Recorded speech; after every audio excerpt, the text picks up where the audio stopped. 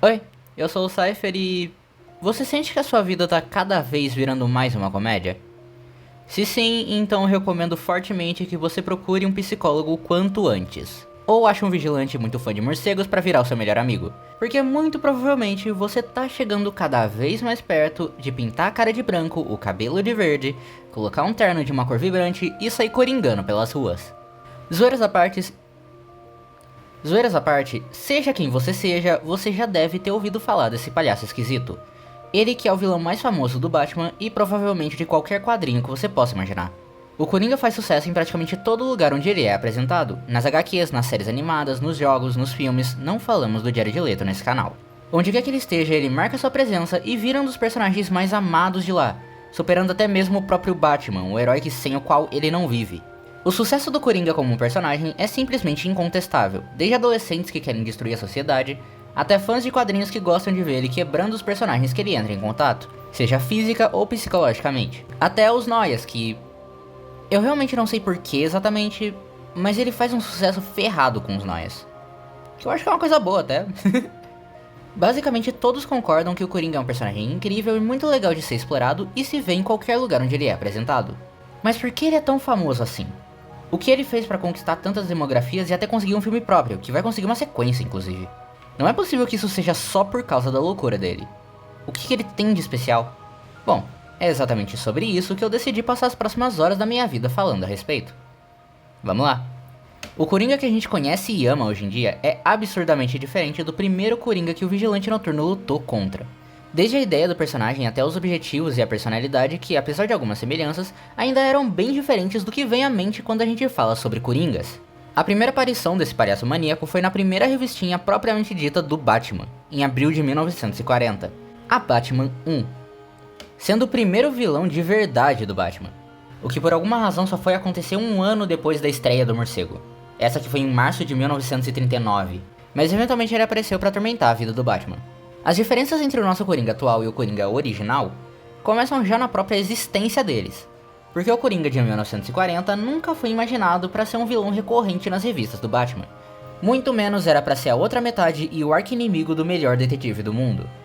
E acredite você ou não, ele nem sequer tinha sido imaginado para ser o maníaco psicótico insano sem identidade que nós conhecemos e amamos hoje, sendo só um serial killer e ladrão de joias que gostava de se vestir igual um palhaço. Já nessa época a ideia das suas armas mais esquisitas já tinha começado a aparecer, já que ele matava suas vítimas com um veneno coringa, que fazia com que elas morressem com um sorriso bem perturbador no rosto delas. Essa primeira aparição dele deveria ter sido também a penúltima aparição que ele iria ter em toda a história, sendo confirmado que já existiam planos de que ele seria morto com uma facada no coração na segunda edição da linha Batman. Isso porque os seus criadores imaginaram que um vilão recorrente iria fazer com que o Batman parecesse incompetente no seu trabalho. Diz uma coisa, quantas pessoas você acha que o Batman matou indiretamente por ser um otário que não mata esses desgraçados que deviam... Tá, pacificador, fica no teu canto. Felizmente o editor da linha impediu que eles fizessem isso e colocou um painel bem grande no fim da história que esclarecia que o Joker continuava vivo, permitindo que assim ele pudesse aparecer de novo em mais 7 edições depois dessa, o que totalizou no fim com a aparição do Coringa em 9 das 12 primeiras edições da linha Batman. Com essa quantidade absurda de aparições em 3/4 das revistinhas da linha onde ele foi estreado, era claro que a fama e popularidade do Coringa já não eram só grandes o bastante para garantir que ele voltasse em mais algumas edições da revista, como também só iria aumentar.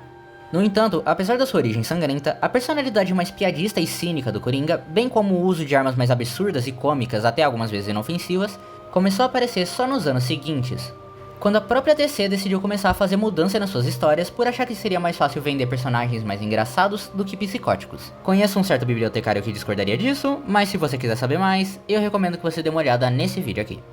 Fazendo com que ele passasse a aparecer como um personagem muito mais inofensivo e cômico apesar de maluco, do que um personagem insano, imprevisível e sádico como a ideia original e as aparições futuras iriam apresentar. Chegando a um ponto onde até o jeito como o Batman resolvia os crimes do Coringa se tornou até meio ridículo, como por exemplo quando o Coringa sequestrou 2 pessoas e o Batman pagou pelo resgate usando um cheque, esse que ele não poderia sacar sem ser preso, finalizando a história em um jeito inofensivo e bem mais cômico fim de sessão da tarde. Apesar de terem tirado alguns dos detalhes mais importantes do personagem do Coringa, essas mudanças também fizeram com que grande parte das armas mais famosas e usadas pelo Coringa finalmente viessem a aparecer.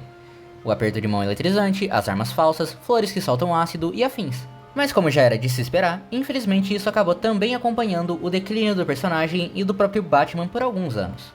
Sumindo em 1969 e voltando só em 1973, depois de um sumiço de 4 anos. O Coringa finalmente volta às suas origens com suas tendências homicidas e implicância especificamente com o Batman.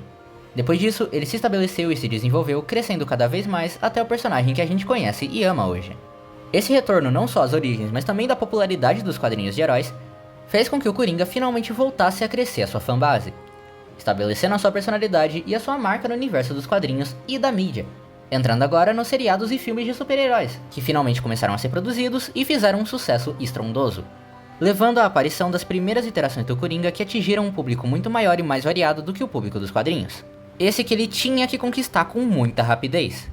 Então, mais do que nunca, a personalidade do Coringa tinha que ser levada a milhão para poder cativar a audiência e manter eles de olho no seriado ou no filme.